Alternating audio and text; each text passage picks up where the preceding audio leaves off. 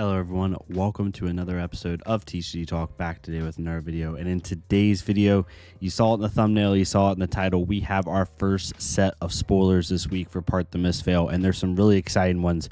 We'll get right into it, but if you're new to the channel, thank you so much for stopping by. Hopefully you enjoy your stay. Feel free to check out the Discord down below. We have almost 550 members, which is unbelievable in the Discord, doing really well. If you're a long-standing supporter and you feel like you want to support the channel in a different way, I have a channel membership down below. Has 3 tiers, different giveaways for each one at the end of each month. Super fun stuff. But yeah, we'll get right into it. So late last night, they decided to reveal these 3 cards. I cropped them because I wanted to show all 3 at the same time because it's a little bit easier to talk through them when I do this. But they revealed this last night at, like, I don't know, it was like 9-10 o'clock Eastern Standard, or yeah, Eastern Standard Time. And they usually do their posting in New Zealand time. And I was like, oh my gosh, it's April Fool's Day in New Zealand right now. I don't know if they celebrate it or not, but my first thought, because I have a social media manager background, because of like my prior work, we always screwed with people on April Fool's Day on socials. Like, that's just what you do, right? So that's where my head immediately went. I was like, crap, this is fake. Like, these are like whatever, blah, blah, blah. But then, you know, when you look at the cards, you're like, okay, these are a little bit too on cue to be fake, right? Normally when you do fake post, it's a little bit cheeky, where you do something that's kind of like half real but half seems really fake or whatever. So they're real by all accounts, and it's really exciting. So we'll get right into them. I wanted to kind of go over them in different elements. I want to talk about the artwork and the borders and stuff like that first, talk about the elements, then we'll go into each card, what I think about each card, and then we'll talk about Transcendence as well. So we'll talk about Transcendence second, because that's kind of the elephant in the room, right? But first I want to talk about the art and the borders. Each, as you can see, we have a Mystic Assassin card, right? A Mystic Illusionist, and a Mystic Ninja card. Each one has their own special border, which is really cool. Tide Chakra is the Mystic Assassin on the left, and it has this cool, elegant, but also simplistic assassin kind of borders type. The Moon Chakra is the Illusionist one with, like, you know, the wisp of illusions that you would expect. And then we have my favorite one, no bias, truly is my favorite one, the Mystic Ninja, which is the same top border as generic Ninja. I don't mean generic Ninja, but Ninja cards. But instead of red on the cloth, it's blue. And then it goes into like this wispy mystic type feel at the bottom of the border. So all 3 borders look sick. The artwork looks insane. This is very, so when I saw the first 2 spoilers, no hate on the cards, they're still cool. But when you saw like the big mountain and all those, I was like, those look a little simplistic and, you know, not quite as thematic to me as I would think. But these are right on cue for what you would expect, and they're awesome looking. I love them. When we talk about Transcendence, each one of these has a Transcendence keyword. So for Mystic Assassin attack reaction, Mystic Target Assassin or Mystic Attack action card, doesn't have to be a stealth, doesn't have to be any keyword. It's just any target assassin or any target Mystic Attack action card. So that confirms we'll have generic Mystic Attack action cards. Gets +3. If you've transcended this turn, it gets +5. So all these have a theme of, if you've transcended, they buff. The Illusionist instant says the next time you would be dealt damage this turn, prevent 3 of it. If you've transcended, prevent 5 of it. And then the Wind is a 0 cost. Moon and Wind are 0, while Tide is 1. Says the next Crouching Tiger you play this turn gets +3, which is already good on face. If you transcended this turn, it gets +5. So I want to talk about each individual card, but first I'm going to talk about what the Transcendence keyword means. So there's a lot of things we don't know yet, right? We have no idea. These are all shot in the dark. So please give your comments down below. That's the whole fun part of spoiler season, right? I could be completely off with all of these, but the whole fun part is to guess, right? Until we get the eventual answers. So Transcendence could be a couple different things. The couple like resounding theories that I've been hearing, both from me thinking myself as well as friends and people in the Purple Discord, is one is it's activating the hero ability. Every time you activate the hero ability, it's considered transcending, and we'll get that when we get the full explanation of the transcending keyword. That's definitely an option, and would make sense a little bit because, you know, and it could mean different ways, but it'd be really easy things. So basically saying for the Moon Illusionist, if you've activated your hero ability this turn, you know, this prevents 5, right? For For Zen, it makes complete sense because if he activates his hero ability, goes and gets a Crouching Tiger, then plays Wind Chakra, that Crouching Tiger now comes from for 5, which is extremely powerful, right? Then you have Tide, which is +3, and if you've activated your hero ability that turn and played a card from their banished, or even just like had the ability to do so, then it gets +5. So that's very optional. I think another one for me, and this is mine, it's probably too simple, but it's just where my head goes, is that certain Mystic cards will have the keyword Transcend on them that say when this card is pitched, gain X, you may transcend, gain X chi, gain 1 chi, whatever the case may be. I think that's a little bit too simple, but I think that's also an option. And then the third option is some type of goes in the soul effect. And I'll talk about why I don't think it's that, or if it is, maybe it's not the way we're expecting, just because of how a card economy works. But these 3 cards, in my opinion, I could be wrong, show me what it isn't, right? Transcendence, I don't think it can be done by on-hit because it wouldn't make sense for the Moon Chakra card, right? For Mystic Illusionist, like, this is all predicated on the fact that Transcendence is one mechanic. It's not like a bunch of different mechanics, which I think it's only going to be one. So that's the kind of the assumption we're going off. But if it is one mechanic, I don't think it's an on-hit because then the Illusionist card makes no sense because you can't get an on-hit on your opponent's turn. That wouldn't make any sense.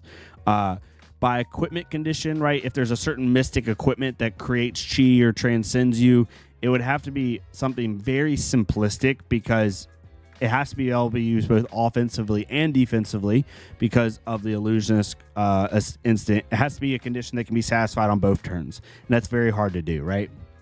Especially for like Ninja. How are you going to make something that can be satisfied on, unless it's just spending chi, right? Activating your hero ability. Then it would make sense.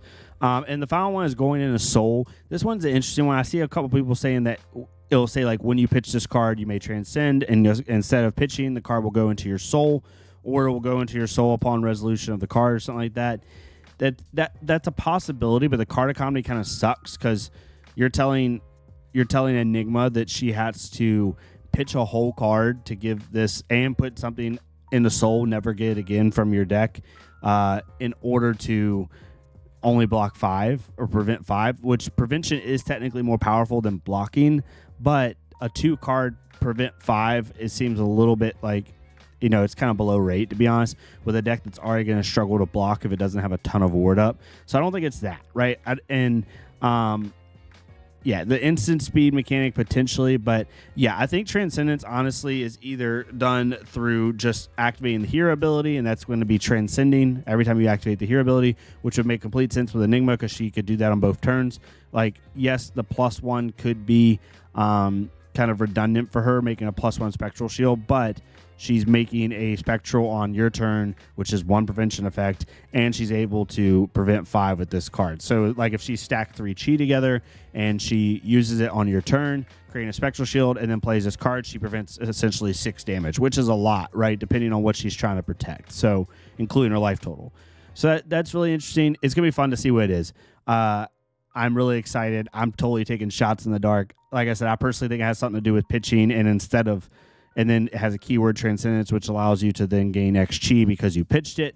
Also, I could say something, one really cool, but it's off the wall idea I had was that, you know how in Azalea you have Death Dealer, which is a 2-handed bow, but you also have the quiver, right? Because in the quiver can be ran even though you have a 2-handed bow. Like, it breaks the rules of the zones, right? I think we could have something like a talisman beside a 2-handed equipment that stores chi or that allows them to transcend some way. That's just a cool random thematic thing. We'll see. But regardless, the Transcendence looks really cool. I'm really excited to see what it is. Now let's just talk about the cards on base, right? All these cards, in my opinion, all of these cards are slightly overrated just on face. Let's talk about the Tide Chakra, the Mystic Assassin attack reaction. Target Assassin or Mystic attack action card gets +3. If you've transcended this turn, it gets +5. So at base, this card is already overrated for me. It's a 3-block, 1-cost, +3 attack reaction, which is on rate with the spike with frailty, spike with whatever, but it is not gate kept by stealth. It is not gate kept by basically any Mystic or Assassin card in Noose kit will be able to use this. So if you attack with Leave No Witnesses and you have Redback Shroud up or Tunic up and you've transcended that turn, it's now a 2-card 9 potentially, right? Especially if it's something as simple as activating the hero ability and spending 3 chi. if she plays a regular Mystic attack, your opponent basically has to account for everything in your kit now, right? It's not just like, okay, Arachne played a contract card, he can play Cut to the Chase. Or Uziri played a stealth card, okay, she can play one of the spikes. You can do it with pretty much anything, which is pretty nuts, right? So super excited about that. And then the +5, right? If Transcendence is just activating your hero ability and all you got to do is stack 3 chi to then use it, that would be insane, especially now that, different heroes can do it at different times. I'm super excited. Like, as I pull it up here, and I'm going to pull it up as I'm talking, but I think some of the hero abilities are really interesting because some of them are actions, but some are also instants. And it really just depends, as I'm pulling it up here. Yeah. So Alluring Desire, News ability is an instant. Sorry, I want to pull it up to make sure I got it right. It's an instant. So if you play an attack, and let's say Transcendence is just activating the hero ability, and you have 3 chi stacked up, you haven't transcended yet, but if you can transcend at instant speed, that would be pretty nuts, right? It goes from +3 to +5. Like, it's something that your opponent's gonna have to really think about, and the card's pretty bonkers. Like, the fact that it can buff any attack in her kit. And we're probably going to have this at red, yellow, and blue. I'm assuming these are the promos for the pre-release. Hasn't been confirmed, but if you match the promos, right, it makes sense if they come in cold foil. So you could even run this at blue for +1, +3, which is pretty nuts. The Moon Chakra is really nice. I don't pretend to be a diehard Illusionist player, so I can't really give you the value state on it. It seems like it's good. A 0-cost prevention 3. And it's not like Brush Off where it has to be 3 or less damage. It's just prevent 3 damage, right? So 0-cost prevent 3 damage is really good. At red, though, it is interesting. Like, how many reds is Enigma going to want to run? That seems really interesting to me because she might not want to run a bunch of reds because of that. But with every single hero's ability, as I'm looking at it now, being instant speed effects, it could create some shenanigans in terms of buffing these cards. And then finally, the Wind Chakra. This one's near and dear to my heart, obviously. If Zen can, use his ability and then play a Crouching Tiger for 5, right? Then that basically means on turns that you activate Zen's ability, Wind Chakra at red is a 0 for 5 go again, which is insane, right? Insane. And if you're using stuff like Tiger Stripe Shuko, Bino will go like 0 for 5 go again into, I'm just going to say a card, there's going to be more, Pouncing Key, 0 for 4 go again, into another Crouching Tiger, right? Potentially, if you have it, which it will get buffed from Tiger Stripe Shuko since it's the second 2 or less base attack, right? Like, you're going to be able to do such cool stuff. I'm super excited. And also for Ninja, like, the funny thing is, when I first saw this card, my mind went to Katsu. I was like, oh, this is a pump for Katsu at 0 cost. But then I remember it's Mystic, so I can't do that. But Ninja's never had a 0-cost pump that is also a 3 block. That's in the Ninja, right? Like, it's pretty nuts. Like, we have Nimblism, which only affects 1 or less cards, and it's a 2 block, right? But it is 0 cost. All the 3 pumps that are 3 blocks, I think Come to Fight's the only one I can think of. I'm about to sneeze. I'm trying not to sneeze here. Is a 1 cost. Like, we don't have a 0-cost 3 pump that also blocks 3, right? So it's already on face overrate as a +3 3 block 0 cost, which is pretty impactful, right? But if you can get to that +5, all of a sudden you're really wheeling and dealing. And for Zen specifically, you could run this at blue, like +1 to a Crouching Tiger. That could potentially be +3 at blue. Seems really, really good to me. Depends what Zen's kit demands. But all 3 of these cards on face are slightly overrate in my opinion, which is really nice, especially Tide and Wind. And then their Transcendents are obviously insanely overrate. So super excited about these cards. Let me know what your thoughts are down below. I'm really excited to see what other people think about the Transcended category. Obviously, my thoughts are just, darts at an invisible dartboard, and one day it's going to show up when they show us, and we'll see if we hit the bullseye or not, right? So that's the fun part about this. But if you like this type of content, please leave a like, comment, or subscribe. Let me know in the comments below what you think about Transcended, what you think about these cards. I'm super excited about them. And yeah, hopefully they show us more stuff this week. But thank you all so much for tuning in, and I'll see y'all next time on TCG Talk.